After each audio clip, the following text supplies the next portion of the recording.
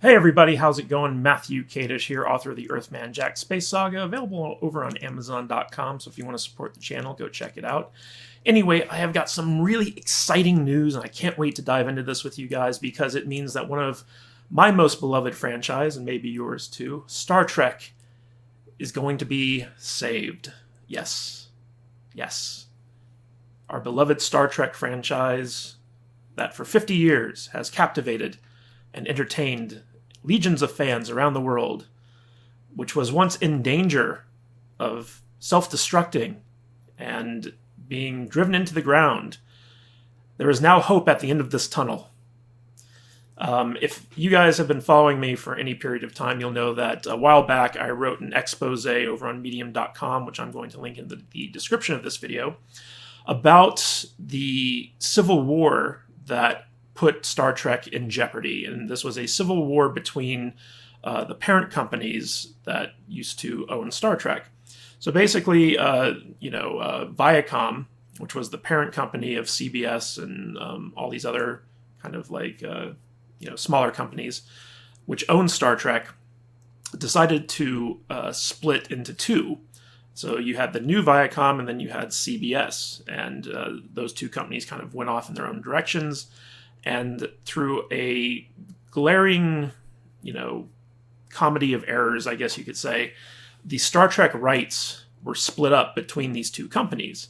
And all of a sudden, there were these new legal hurdles that didn't used to exist that Star Trek had to deal with, which basically hindered its ability to relaunch as a movie franchise and do new TV series and do different media and stuff like that. So it was just a mess.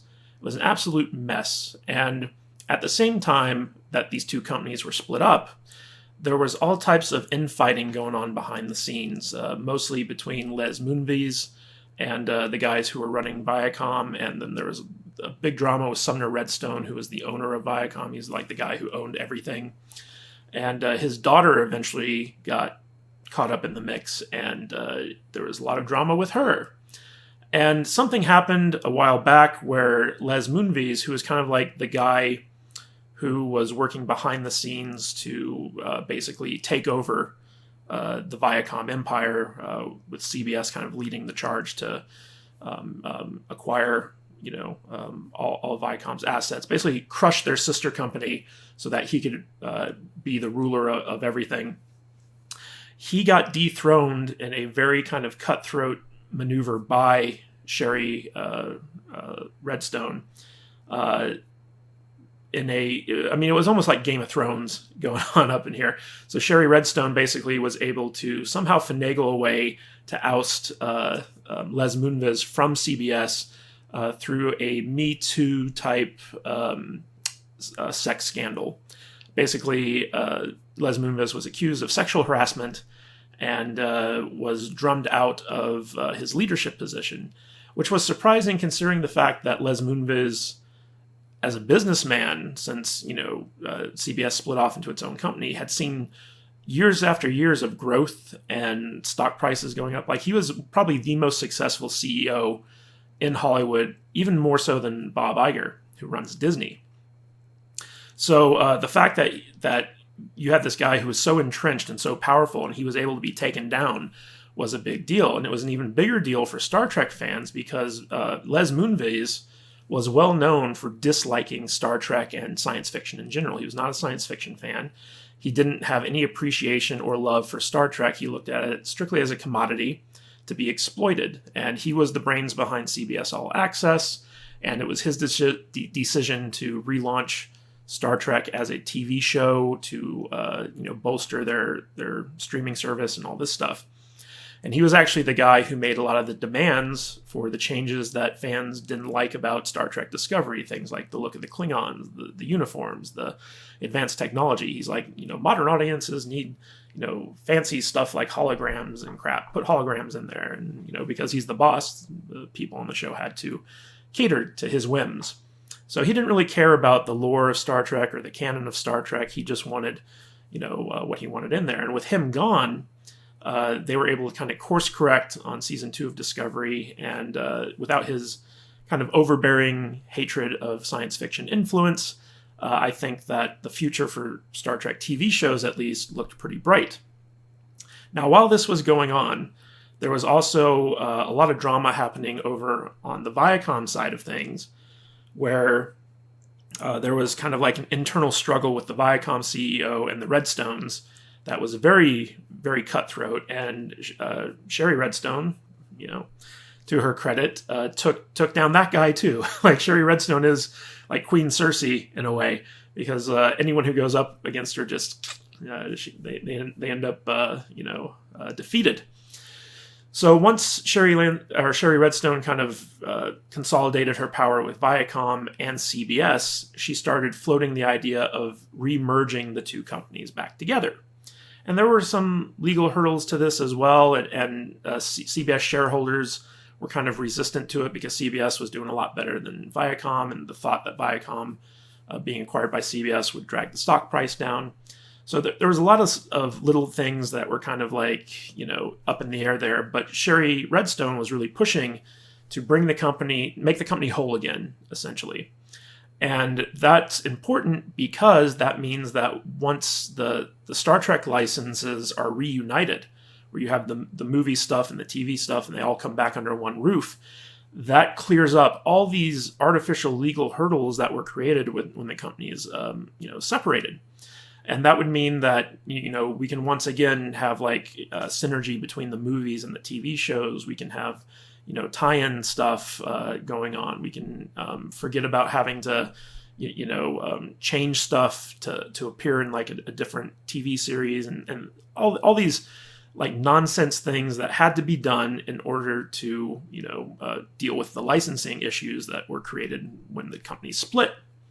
Well, the good news is that Variety has reported that CBS and Viacom have reached an agreement to once again become one company.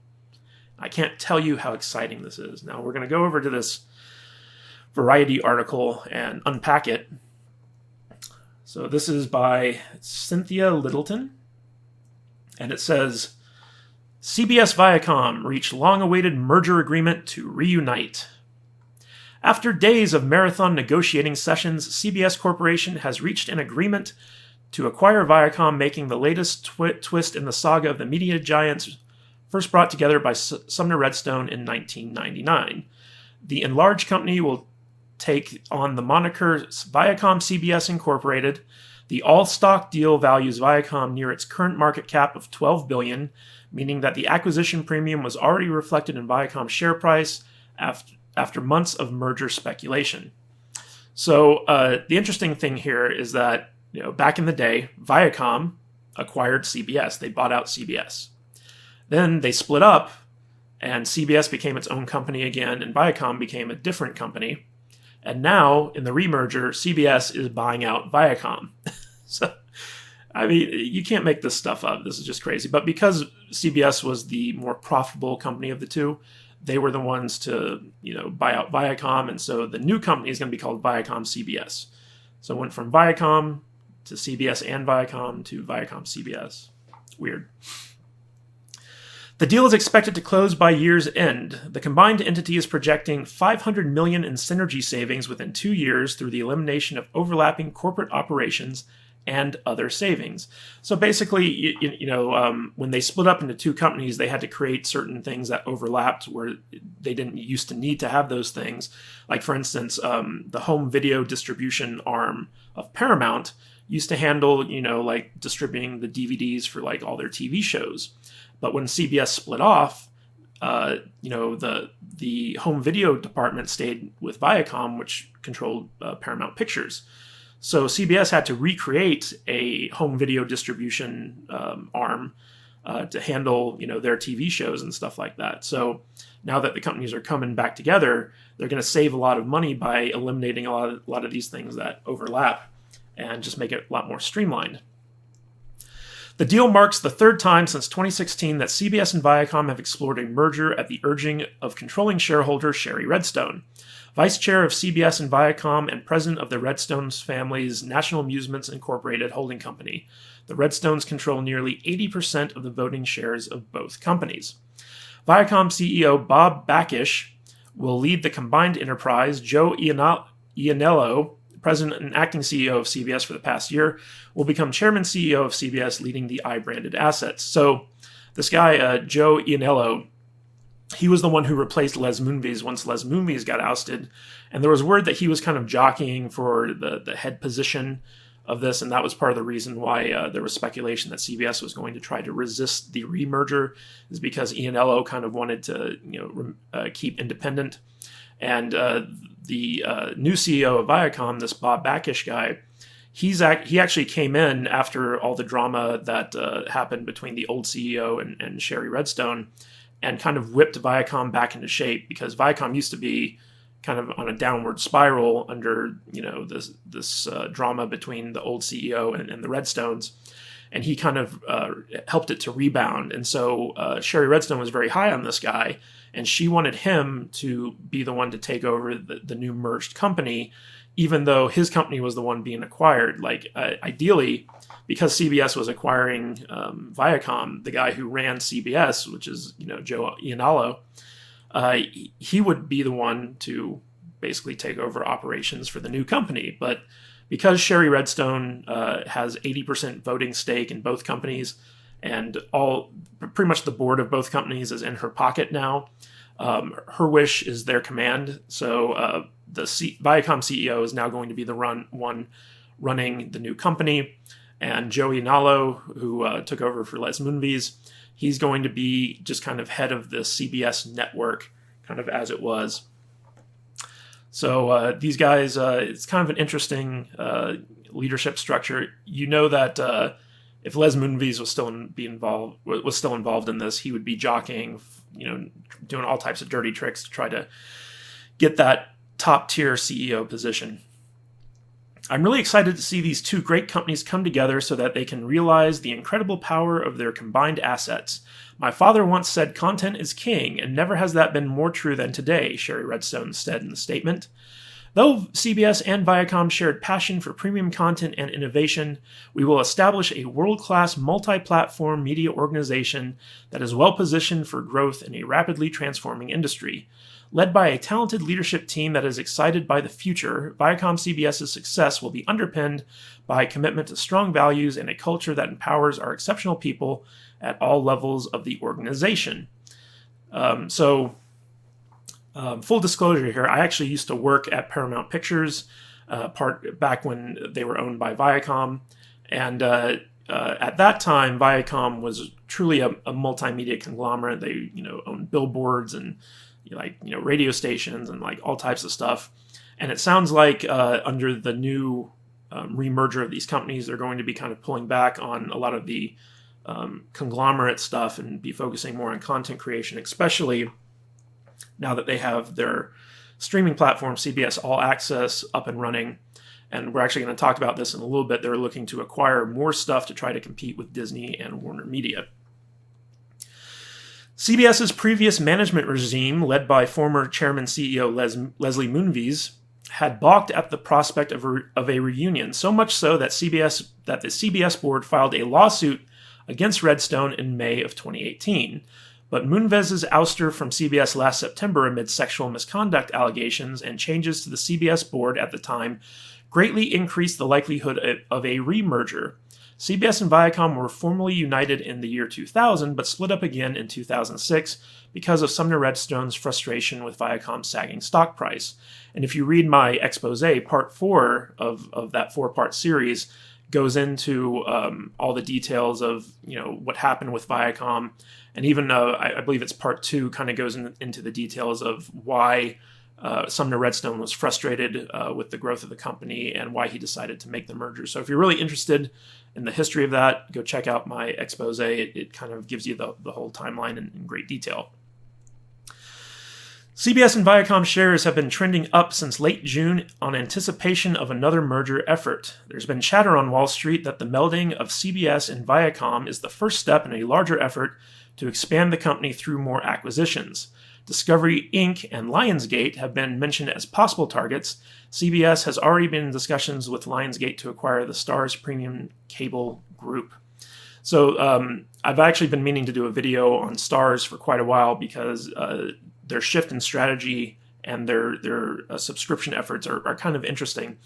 But in an effort to kind of, compete with all the content that's needed for these streaming services, CBS and Viacom have been kind of on the, in third or fourth place, amongst the streamers. So, Disney has, all 3 different streaming platforms that they're creating content for. Warner Media is getting into the game with HBO Max, and they have a massive library, and they're ramping up content for a bunch of stuff.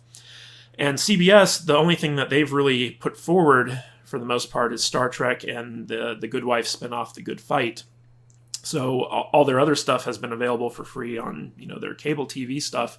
So they've been kind of lacking in the content department, especially because the two companies were separated. Now that they've merged together, CBS All Access will now have access to all of Paramount's library, Paramount Pictures library, stuff like The Godfather and, other famous films. All the Star Trek movies will now be able to be shown on CBS All Access without any type of hurdle. In addition to that, you got all the MTV and VH1 content, all types of stuff that was under the Viacom banner, BET, stuff like that, which can now be shown on CBS All Access free and clear.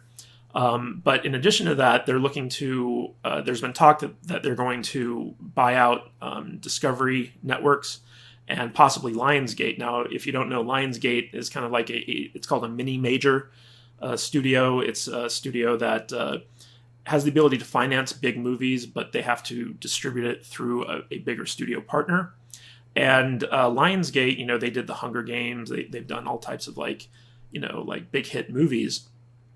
And they recently bought out Starz, which is the premium cable network that they're known for doing, like Outlander and Ash versus Evil Dead and Spartacus. And they've had a long history of really good original series on Starz. And the talk has been that that CBS had kind of been circling the waters on acquiring Starz from Lionsgate, and now there's talk that there's even going to be an acquisition of Lionsgate by the new CBS Viacom company to add to Paramount Pictures. So Lionsgate and Paramount would kind of become sister companies, which would be pretty interesting, I think. But this is all because they need to ramp up for the streaming wars, because these things require so much content. And Starz has proven that they have some really good premium content that can be kind of pushed into CBS All Access. The push by Shari Redstone to bulk up CBS and Viacom comes as both companies have been dwarfed in size and scope by the tech giants who have barreled into the media in the past few years. Disney, Comcast, and at&t, through its acquisition of Time Warner, have also grown dramatically during the past 2 decades. It's understood that Shari Redstone is also open to the possibility of selling the combined company down the road, which is quite interesting. So basically, Disney, they acquired 20th Century Fox. They're basically the biggest thing in Hollywood at the moment. Second to them is the Warner Media Group, formerly Time Warner, which was bought out by at&t. So at&t came in and threw their weight around. They've now got the Time Warner Media empire, which includes HBO, Warner Brothers, and Turner Broadcasting, and Comcast, which owns NBC networks and Universal. And so, CBS has been competing with these huge conglomerates that kind of came in and scooped up a lot of stuff. And Viacom used to be one of those huge conglomerates. And after the split, they were kind of weakened. And now that they're back together, the interesting thing is that Shari Redstone might be willing to sell it off to a different conglomerate. Who that might be, who the heck knows. But that this article makes it clear that that's certainly a possibility. Longtime Viacom executive Backish was named CEO of Viacom in December 2016 as the company was reeling from corporate drama involving the Redstones and former Viacom CEO Philippe Dauman. Now, if you read my expose, I basically, in part 4, give you the rundown on who Philippe Dauman is. He was Sumner Redstone's chosen successor, and very much like a what do you call it, King Arthur situation where his beloved son ends up betraying him and trying to take the throne. It was very dramatic, very interesting stuff. Ian Ello, who has been acting CEO of CBS since Moonviz's exit in September, Both executives have been with their respective companies since 1997, before the original merger was set in 1999. And they're talking about the merger of CBS and Viacom originally. The new deal will bring together Viacom's suite of TV brands, including MTV, Nickelodeon, Comedy Central, BET, and VH1, and Paramount Pictures, with the CBS Broadcast Network, Showtime, Pop, CBS's 50% interest in the CW, CBS's 28 local television stations, and publisher Simon & Schuster. So all this stuff used to be under the Viacom banner. When the companies were split, Viacom got MTV, Nickelodeon, Comedy Central, BET, VH1, and Paramount Pictures. CBS got Showtime, the CW, which used to be UPN Network. In my expose, I talk about that as well. And publisher Simon & Schuster and all this other stuff. So basically, all the chickens are coming back home to roost. Everything's coming back together. And this is really exciting stuff for Star Trek fans, because once more, all the legal hurdles are going to be eliminated here. You can start having crossover between the TV shows and the movies. You can easily take TV characters from the Star Trek TV shows and make movies with them concurrently with the TV shows. Like, it used to be that because of the split, you couldn't have crossover between the movies and the TV shows, and now you can. And it's actually kind of interesting because it leaves the door open to kind of bringing Bad Robot and their reboot of Star Trek back into the TV shows. Because I know there's been a lot of speculation about this, but the new TV shows under the Kurtzman Secret Hideout Productions, like Star Trek Discovery, Star Trek Picard, and stuff like that, it's been speculated that they're in the Kelvin timeline and that they're, kind of in conjunction with the movies, but that's not true, because that stuff was owned by Paramount. All the Bad Robot movies owned by Paramount, separate company, because Paramount was in Viacom. So the fact that even though the Kurtzman TV shows look like the Bad Robot movies in terms of their visual style, they've actually said that their shows take place in the Prime universe, which is consistent with the TV series that CBS owned beforehand. But now, once this merger happens, they can actually do crossovers, or they can make movies that spin off on the TV shows. There's all types of freedom that they're going to be able to have with Star Trek that they didn't used to have. And so a lot of this canonical stuff, a lot of this Bad Robot versus Secret Hideout stuff might get cleared up. Because without all these licensing legal hurdles in the way, it's free reign, not only for creativity, but for crossover potential. And, you can see Star Trek stuff on Showtime and Star Trek stuff on the CW, and just a lot of really exciting crap that, couldn't happen when the two companies were separate.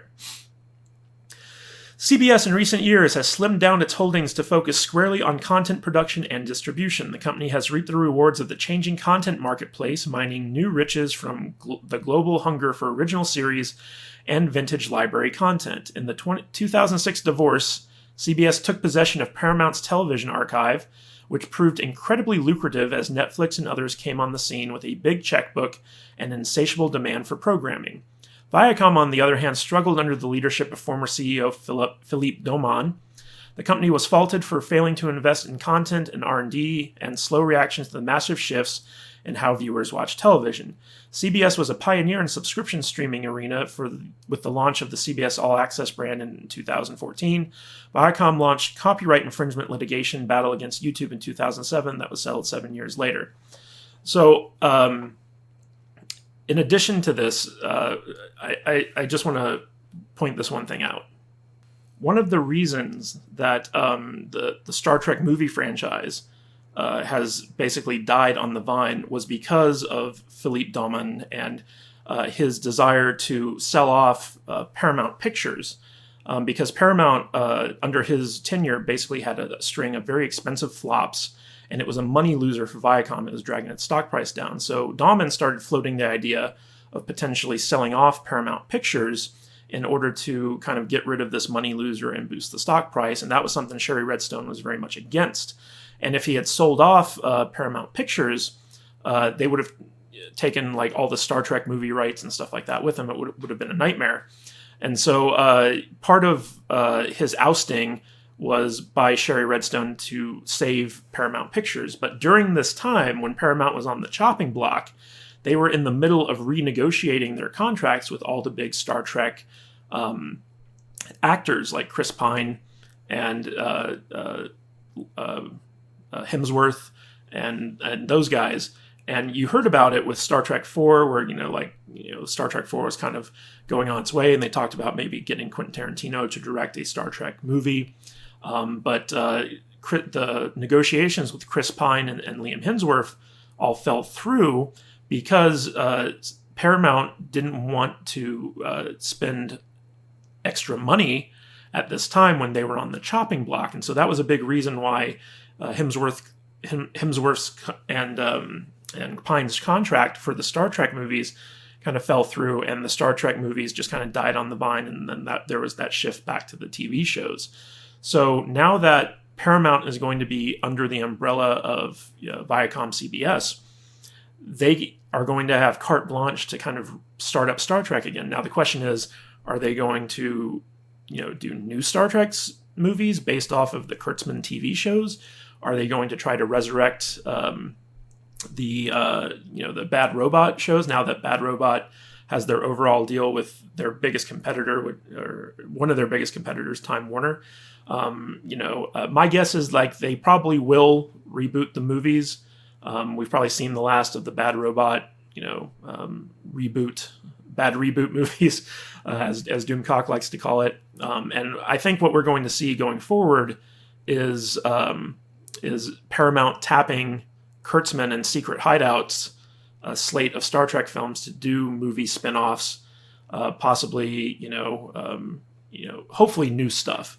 But it'll be interesting to see what they decide to go with going forward, because, Star Trek, that's Paramount's crown jewel. It always has been. And, now that all the new Trek TV shows are ramping up, there's a lot of potential there for possible movie spin-offs, movies going concurrently. I hope they choose not to go with a Discovery movie. I don't know how well that would do, but it'd be nice to see maybe like a new Next Generation movie or Next Generation reboot of some type, or like a Voyager film or a DS9 film, or just something completely new. There's been talk about letting Quentin Tarantino come in and direct a Star Trek movie. I don't know if that's the best idea, because then it would cease to be a Star Trek movie and be a Quentin Tarantino movie. But I think that, the sky's the limit right now in terms of what the potential for Star Trek is. And I think this is very good news because, back in the day when all the rights were under one roof, we got some really good Star Trek TV shows and, tie-in content like comic books and books and stuff like that. And with the dark times of the Viacom split, where CBS and Viacom were two separate entities and they were kind of fighting with each other over the Star Trek rights, Star Trek was really hindered in what it was able to do. But now that it's coming back under one roof, there's so much potential there for really good Star Trek once again. I'm really excited about this news. What do you guys think about this? Are you excited? Do you think that this is a good thing? Do you think it's a bad thing? What would you like to see in terms of new movies? Let me know in the comments. And as always, for all your movie, TV, and entertainment news, subscribe to this channel. I really appreciate the support. Anyway, guys, this is Matthew Kadish. I will catch you in the next video.